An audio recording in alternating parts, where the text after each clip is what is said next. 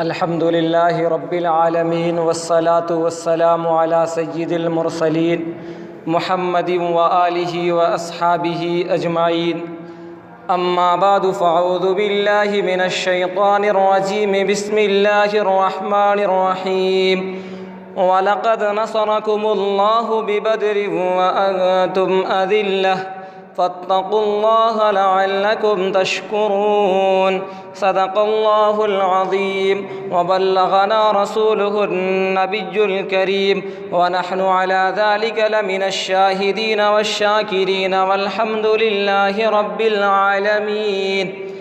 حدثني إبراهيم بن موسى أخبرنا هشام أن ابن جريج أخبرهم قال أخبرني عبد الكريم أنه سمع مقسما مولى عبد الله بن الحارث يحدث أنه سمعه يقول لا يستوي القائدون من المؤمنين عن بدر والخارجون لا يستوي القائدون من المؤمنين عن بدر والخارجون إلى بدر.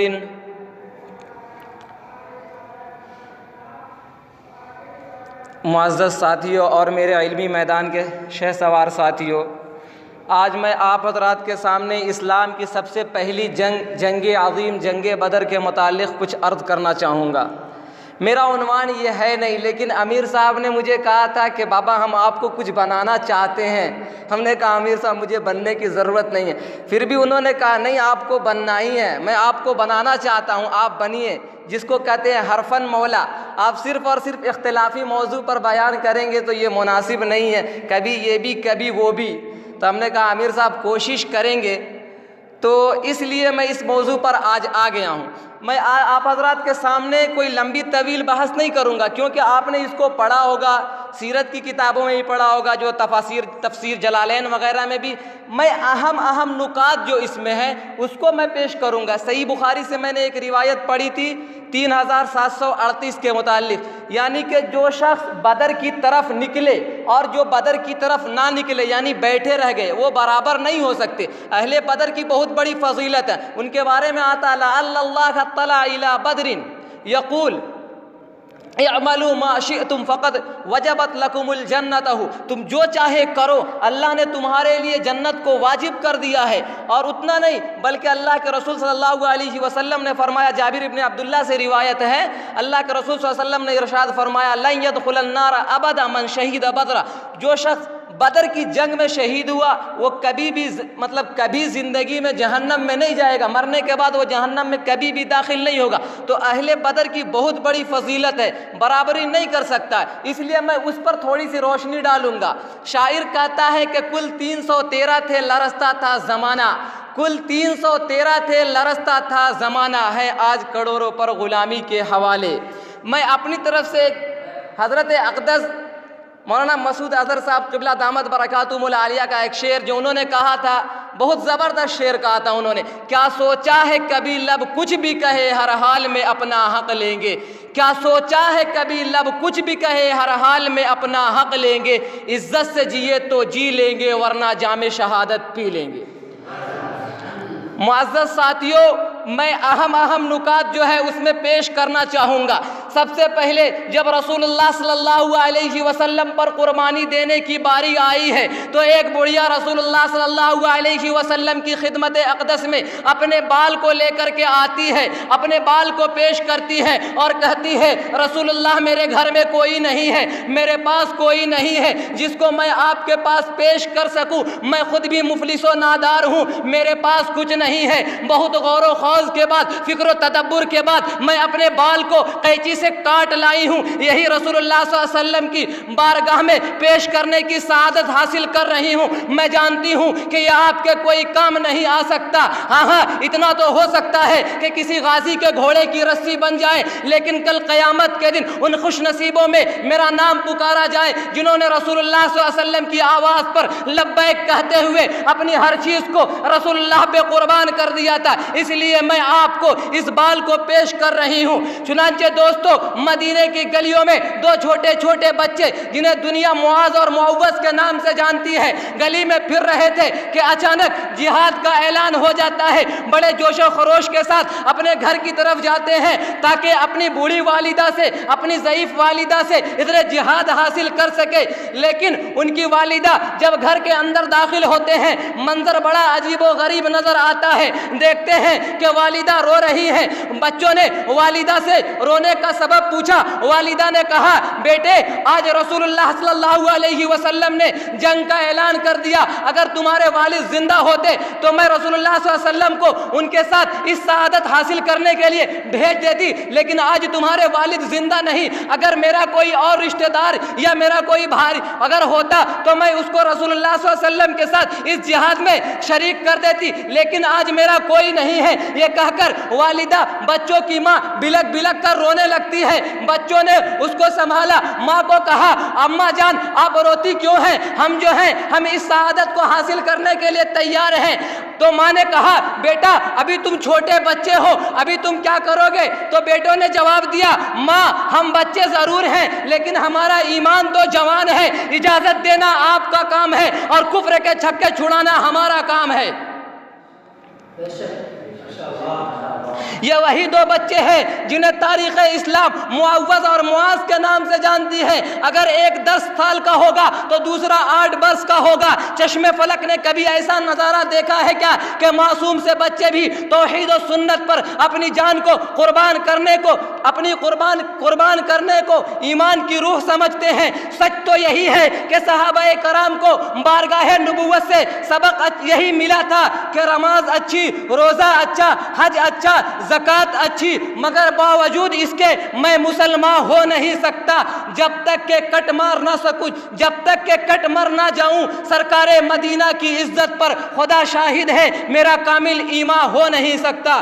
دوستو صحابہ کرام کو رسول اللہ صلی اللہ علیہ وسلم کی اتنی محبت تھی. میں آپ کو بتاتا ہوں آخر اس کی وجہ کیا تھی. صحابہ کرام رسول اللہ صلی اللہ علیہ وسلم سے اتنی محبت کیوں کرتے تھے؟ اس کا جیتا جاگتا ثبوت میں ایک واقعہ آپ کو پیش کروں گا کہ صحابہ رسول اللہ صلی اللہ علیہ وسلم سے کیوں اتنی محبت کرتے تھے, رسول اللہ صلی اللہ علیہ وسلم ان کے درمیان میں کس طریقے سے انصاف فرماتے تھے. میں آپ کو ایک واقعہ بتاؤں گا, اس کے بعد پھر اپنی تقاریر کی طرف آؤں گا. ایک قبیلہ بنو مخزون کی ایک عورت نے چوری کی. جب چوری کی تو بڑے عزت دار گھرانے کی تھی. جب اس نے چوری کر لی تو رسول اللہ صلی اللہ علیہ وسلم نے اس کے متعلق قطعیت کا حکم نافذ فرمایا. تو لوگوں نے سفارش کرنے کے لیے حضرت اسامہ بن زید رضی اللہ عنہ جو اللہ کے رسول صلی اللہ علیہ وسلم کے چہیتے لاڈلے صحابی تھے ان کو بھیجا. تو رسول اللہ صلی اللہ علیہ وسلم نے ارشاد فرمایا, یا اسامہ اتشفع فی حد من حدود اللہ, اے اسامہ تم کیا اللہ کے حدود میں شفاعت کرنا چاہتے ہو, اس میں تم سفارش کرنا چاہتے ہو؟ اس کے بعد آپ علیہ الصلوۃ والسلام خطبہ دینے کے لیے کھڑے ہو گئے. دوستو اللہ کے رسول صلی اللہ علیہ وسلم نے ایک ایسی بات کہی ہے, دنیا کا کوئی مائے کا لال, کوئی جگر کلیجہ والا کوئی بھی ایسی بات نہیں کہہ سکتا. اللہ کے رسول صلی اللہ علیہ وسلم نے ارشاد فرمایا, لوگوں سنو, لو ان فاطمہ بنت محمد سرقت لقطعت یدها, اگر فاطمہ بنت محمد بھی اگر چوری کرے تو رسول اللہ صلی اللہ علیہ وسلم اس کے متعلق بھی قطعیت کا حکم نافذ فرمائیں گے.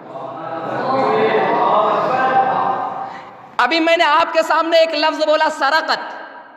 ایک عالم نے مجھے کہا, اہل حدیث عالم صاحب تھے, انہوں نے کہا دیا مولانا آپ جو کہہ رہے ہیں نا سرقت, وہ لفظ صحیح نہیں ہے کیونکہ وہ باب سمیع یسمع سے آتا ہے. ہم نے کہا باب کو تو باب بعد میں جائیں گے, پہلے میں یہ کہتا ہوں کہ میں قرآن کی آیت پیش کرتا ہوں, آپ بھی پیش کرو. کہنے لگا جی. میں نے کہا دیکھیے سرق اخ لہ ہے قرآن میں, ماضی آ گیا, این یسرق فقد سرق تو مضارع بھی آ گیا, تو اس سے پتہ چل رہا کہ یہ باب ضرب یضرب سے ہے, تو سرقت سریقت نہیں ہے. چلیے دوستو آتے ہیں ہم اپنی تقریر کی طرف. اس طریقے سے ماں اپنے بچوں کا جواب سن کر کے بہت خوش ہو جاتی ہے, رسول اللہ صلی اللہ علیہ وسلم کے پاس لے کر کے حاضر ہو جاتی ہے, اپنے بچوں کے لیے دعائیں کرتی رہتی ہے. رسول اللہ صلی اللہ علیہ وسلم صحابہ کرام سے پوچھتے ہیں تم کیا کہتے ہو, اس مشورے میں تم کیا ہمارا ساتھ دو گے؟ صدیق اکبر رضی اللہ عنہ پہلے نمبر پر کھڑے ہو جاتے ہیں, بزبان حال عرض کرنے لگے, یا رسول اللہ جان مانگیے, جان حاضر ہے, مال مانگیے, مال حاضر ہے. شاعر نے مطلب اس کا نقشہ کھینچا ہے. شاعر کہتا ہے کہ جان مانگو تو جان حاضر، مال مانگو تو مال حاضر، گر نہیں نکلے زباں سے تو کٹوا دو زباں میری. اس کے بعد حضرت عمر فاروق رضی اللہ عنہ کھڑے ہوئے، انہوں نے جان کا نذرانہ پیش کیا، مگر رسول اللہ صلی اللہ علیہ وسلم کی منشأ مبارک یہ تھی کہ کوئی انصار میں سے، کوئی قریش میں سے کھڑا ہو کر کے ہماری تائید کرے اور کچھ کہے. اتنے میں حضرت مقداد بن اسود رضی اللہ عنہ نے ایسی تقریر کی کہ عرش و فرش پر صحابہ کرام میں جانثاری کی دھوم مچ گئی. انہوں نے عرض کیا یا رسول اللہ امضی لما امرک اللہ تعالی فنحن معك والله لا نقول كما قالت بنو اسرائیل لموسى علیہ السلام اذهب انت وربك فقاتلا انا ها هنا قاعدون ولكن اذهب انت وربك فقاتلا انا معكما مقاتلون. رواہ ابن ہشام. انہوں نے کہا کہ یا رسول اللہ آج جو آپ کو اللہ نے حکم دیا ہے آپ کر گزریے. اللہ کی قسم ہم نہیں کہیں گے جس طریقے سے بنو اسرائیل کی قوم نے کہا تھا موسیٰ علیہ السلام سے، اے موسیٰ تمہیں اور تمہارا خدا جا کے جہاد کر لے کے رہو، ہمیں یہی بیٹھ لو کے رہتے، ہمیں جاتے نہیں. ہم اس طریقے سے نہیں کہتے، بلکہ ہم یہ کہتے ہیں ہم آپ کے ساتھ چلیں گے، آپ کے دین پر، خدا کے راستے میں ہم اپنی جان کو قربان بھی کر دیں گے. آپ بخاری شریف کے الفاظ ملتے ہیں وَلَكِنَّا نُقَاتِلُ عَنْ يَمِينِكَ وَعَنْ شِمَالِكَ وَبَيْنَ يَدَيْكَ وَخَلْفَكَ. ہم پیچھے سے بھی، سامنے سے بھی، دائیں سے بھی، بائیں سے بھی ہم آپ کے ساتھ جہاد کریں گے، دشمنوں کو ہم ختم کریں گے. صحابہ کرام کا یہ ایمان تھا. صحابہ کرام کے بارے میں آتا ہے دوستو، انہوں نے کہا رسول اللہ صلی اللہ علیہ وسلم سے اتنی محبت تھی، صحابہ کرام سے فرمایا کہ جو آپ کے ہیں وہ ہمارے ہیں، جو آپ کے نہیں وہ ہمارے نہیں، جو آپ کے دوست وہ ہمارے دوست، جو آپ کے دشمن وہ ہمارے دشمن. جو دریا میں کودنا آسان، آپ کو چھوڑنا مشکل، آپ کا فیصلہ آخری فیصلہ. صحابہ کرام کو اتنی محبت تھی رسول اللہ صلی اللہ علیہ وسلم سے. حضرت معاذ اور معوذ یہ جو بچے آئے ہوئے تھے، رسول اللہ صلی اللہ علیہ وسلم نے جب صحابہ کرام کے اس ایمان پرور اور ایمان پرور یقین بیان کو سننے کے بعد صحابہ کرام کے لشکر کو تیاری کا حکم مل جاتا ہے. چنانچہ کمانڈر چیف جو تھا اپنے نبوت نظر سے دیکھنا شروع کیا. جو بچہ جو کمزور ضعیف نظر آتا اس سے واپسی کا حکم مل جاتا تھا. جب حضرت رسول اللہ صلی اللہ علیہ وسلم نے حضرت معاذ کو دیکھا کہ وہ پیر کے انگلیوں کے بل کھڑے ہوئے ہیں، رسول اللہ صلی اللہ علیہ وسلم نے بڑی مسرت کا اظہار فرمایا، بہت خوش ہوئے. لیکن آپ نے فرمایا کہ تم چلے جاؤ، ابھی تم چھوٹے بچے ہو، یہیں پر رہ کر اپنی ماں کی خدمت کرو، یہیں پر جہاد کے ثواب سے بہرہ ہو جاؤ گے. لیکن انہوں نے اپنی چشم پرنم آنکھوں سے کہا یا رسول اللہ اگر اب میں واپس چلا جاؤں گا تو میری ماں کا کلیجہ منہ کو آ جائے گا، وہ افسردہ خاطر ہو جائے گی، وہ رونے لگے گی. آپ مجھے قبول فرما لیجئے، اگر خدا نے چاہا تو انشاءاللہ میں بھی کسی کام آ جاؤں گا. قیامت تک نہ اٹھ سکے گا وہ جسے تو نے نظروں سے گرا کر چھوڑ دیا. اس طریقے سے وہ بچہ بارگاہ نبوت سے، شرف قبولیت سے نوازا جاتا ہے. لیکن جب تھوڑا سا آگے بڑھتے ہیں تو ان کے چھوٹے بھائی معوذ وہ ایڑیوں کے بل کھڑے ہوئے ہیں. رسول اللہ صلی اللہ علیہ وسلم ان کو دیکھ کر خوشی کا اظہار فرماتے ہیں، لیکن ان سے باصرار فرمایا آپ بہت چھوٹے ہو، ابھی تم بچے ہو، ابھی تم یہیں رہو، بڑے ہو کر ہمارے ساتھ چلنا. لیکن چھوٹے بھائی نے بھی کہا یا رسول اللہ اگر میں چلا جاؤں گا تو میری ماں مجھے کیا کہے گی؟ بڑے کے اندر کوئی جوہر تھا، کوئی ملکہ تھا، اس لیے آپ نے اس کو قبول فرما لیا، آپ نے بڑے بھائی کو قبول کر لیا، آپ نے مجھے نہیں قبول کیا. میں چاہتا ہوں مناسب یہ ہے، میرا مشورہ یہ ہے، میں آپ سے عرض یہ کرنا چاہتا ہوں یا رسول اللہ میرے بڑے بھائی کے ساتھ میرا مقابلہ کرا دیجئے. اگر میں جیت گیا تو آپ مجھے اجازت دے دیجئے، اگر میں ہار گیا تو آپ کی بات. رسول اللہ صلی اللہ علیہ وسلم بہت خوش ہوئے. آپ نے کشتی کا اعلان فرمایا. دوستو مقابلہ کس کا تھا؟ مقابلہ کس کا تھا؟ عزت کا نہیں، عظمت کا نہیں، وقار کا نہیں. مقابلہ کیا تھا؟ دنیاوی مال و متاع کا نہیں، دنیاوی جاہ و جلال کا نہیں. مقابلہ تھا جہاد میں جانے کا، مقابلہ تھا خدا کے دشمنوں کو مٹانے کا، مقابلہ تھا توحید و سنت کے علم کو بلند کرنے کا، مقابلہ تھا خدا کے دشمنوں کو ختم کرنے کا، مقابلہ تھا جہاد میں جا کر اپنی قربانی دینے کا مقابلہ تھا شرک کی گمراہیوں سے، بدعت کی تاریکیوں سے، لات و عزیٰ کے پجاریوں سے۔ کس کا؟ ننھے سے بچے کا، محمد کے فداکاروں کا، مصطفیٰ کے جانثاروں کا۔ چنانچہ چھوٹا بھائی بڑے بھائی کے کان میں آ کر کے کہتا ہے خدا کے لیے شکست کھا جاؤ، تمہارا کچھ بگڑے گا نہیں اور میرا سب کچھ بن جائے گا۔ بڑا بھائی بھی تو درسگاہ نبوت کا طالب علم تھا، اس نے بھی کہا کہ اگر میرے گر جانے سے، اگر میرے نیچا ہو جانے سے اگر کوئی بڑا بن جاتا ہے، اگر کوئی اونچا ہو جاتا ہے تو اس کی بڑائی بعد میں ہوگی، پہلے تو میری بڑائی ہوگی۔ کہا ٹھیک ہے، کشتی ہوتی ہے، چھوٹا بھائی بڑا بھائی نیچے گر جاتا ہے، بڑے بھائی نے چھوٹے بھائی کو اونچا کر دیا، مصطفیٰ نے دونوں کو اونچا کر دیا، دونوں بھائی شرف قبولیت سے نواز دیے گئے۔ دوستو معرکہ بدر، دوستو مقابلہ کیا تھا؟ ایک طرف دیکھا تو صفائے قلب تھا، ایک طرف دیکھے تو قدورت تھا، ایک طرف ایمان والے تھے، ایک طرف کیا تھے؟ ایک طرف تقدیر والے تو ایک طرف شمشیر والے، ایک طرف مشرک تو ایک طرف مومن، ادھر ایمان صف آ رہا ادھر شیطان صف آ رہا۔ خداوند کا اعلان ہوا ہے، اللہ نے ارشاد فرمایا وَلَقَدْ نَصَرَكُمُ اللَّهُ بِبَدْرٍ وَأَنْتُمْ أَذِلَّةٌ۔ جب معرکہ بدر میں جب آمنا سامنا ہوتا ہے، عتبہ آتا ہے، عتبہ کو اپنے حسب و نسب پر، اپنے خاندان پر، قوت بازو پر بہت زیادہ فخر تھا، وہ آتا ہی حضرت حمزہ کو للکارتا ہے اور جنگ کے لیے آتا ہے۔ حضرت حمزہ جہاد کا نعرہ تکبیر کو بلند کرتے ہوئے آتے ہیں، اس کے وار کو روکا، پھر اس کے بعد میں اس کو ٹھوکا، اس طریقے سے اس کو جہنم رسید کر دیا۔ حضرت علی رضی اللہ عنہ نے، حضرت علی نے ایک عظیم معرکے کے بعد ولید کو فی ناری جہنم کر دیا۔ اس طریقے سے شیبہ بھی مارا گیا، کفار کے بڑے بڑے مشرکین جو تھے سب کے سب مارے گئے۔ ابو جہل پریشان ہو گیا، لیکن اب ابو جہل کی بھی باری آنے والی تھی۔ ابو جہل اپنی قوم کو للکار رہا تھا، گرما رہا تھا۔ حضرت عبد الرحمن ابن عوف رضی اللہ عنہ کہتے ہیں کہ جس جگہ میں میدان کارزار میں کھڑا ہوا تھا،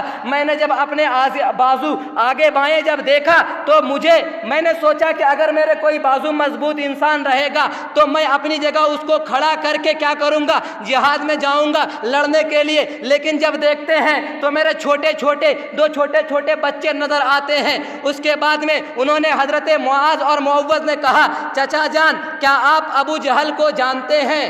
تو حضرت عبد الرحمن ابن عوف فرمایا بیٹا تم ابو جہل سے کیا کرنا چاہتے ہو، تم ابو جہل کو کیا کہنا چاہو گے؟ تو بچوں نے کہا ماریں گے، مر جائیں گے یا ماریں گے ناری کو، مر جائیں گے یا ماریں گے ناری کو، سنا ہے وہ گالیاں دیتا ہے محبوب باری کو۔